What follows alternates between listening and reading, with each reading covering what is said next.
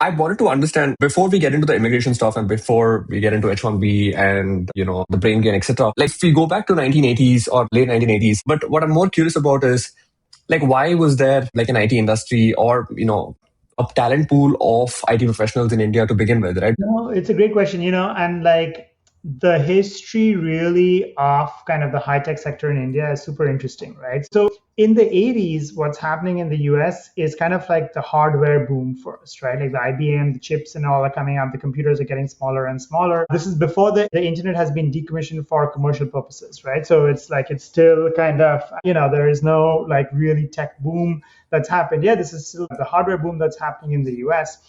And what happened at that time, the IITs actually played an important role. So India had some really good engineering colleges, right? So the IITs, even today actually they play an important role, but like back then there was like nothing like that in emerging economies elsewhere, right? Like China had nothing like that in the same caliber of engineering colleges, for instance.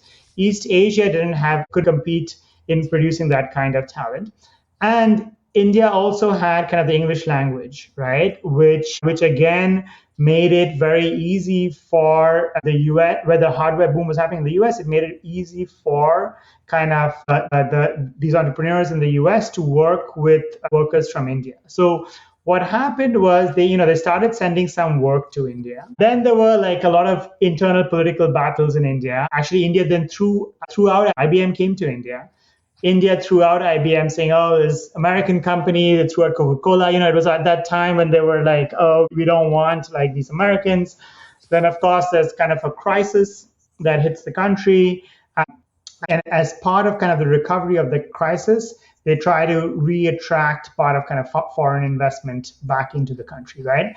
And one thing that they do is they set up these big satellite parks, essentially, outside some major cities in Bombay, including. They have these huge satellite dishes saying that, oh, look, you send us the work and we'll do the work, right? India, right? So that's kind of like the 1990s, right? The early 1990s. Then the internet gets kind of decommissioned, so for commercial purposes. So now we're thinking eBay, Yahoo, early Amazon really starts taking off, right? And more work starts getting kind of sent to India at that time, right? So that's the initial hardware boom where people realized that Indian engineers are really good was an important kind of catalyst, so that when the software boom started taking off, they knew that these Indians could really do that work. Right?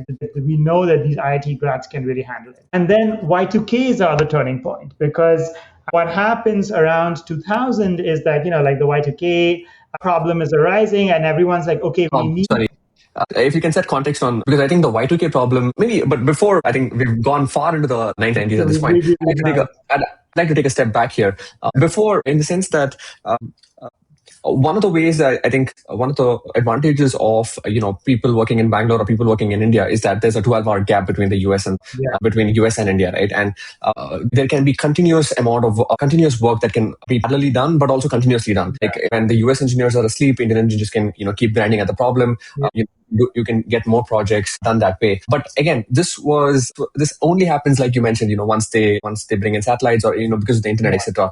But I think before that, I think even in the I think maybe 70s, 80s, I think TCS engineers used to fly out Indian engineers instead of writing the code and sending the code to the they used to just ship people US so that they could go on to the client. And I think this happens even today, but at a different scale and maybe at a lesser scale. Could you walk us through what that was about and why was that being done? So there was a few different things, right?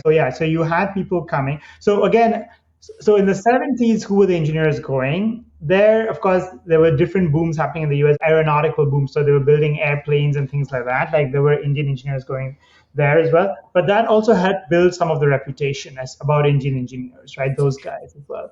So what the market strategy that TCS and all had was that, look, we are affordable, right? We are comfortable with the language, with the communication, and we can really kind of set up your systems. We understand this technology and we can help kind of set it up for you. And that's a technology where they're saying it's very customized, right? So yeah, your business or like your bank needs to set up something, this technology infrastructure, and we can come on site and set that up for you, right? And because we're going to be cheaper, we're going to be able to communicate with you, and we know this.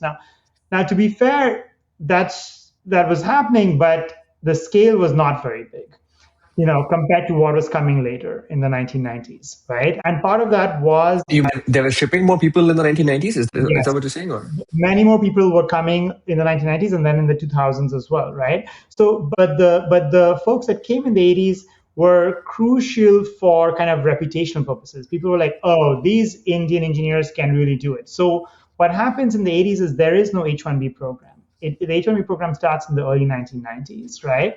And so it makes kind of the migration pathways kind of much more standardized, and that's what allows like kind of a big wave of migration to start in some ways. This is all temporary migration, right? They're going for 3 years or so, right? But why, when the H-1B program started, why was it that they chose workers from India?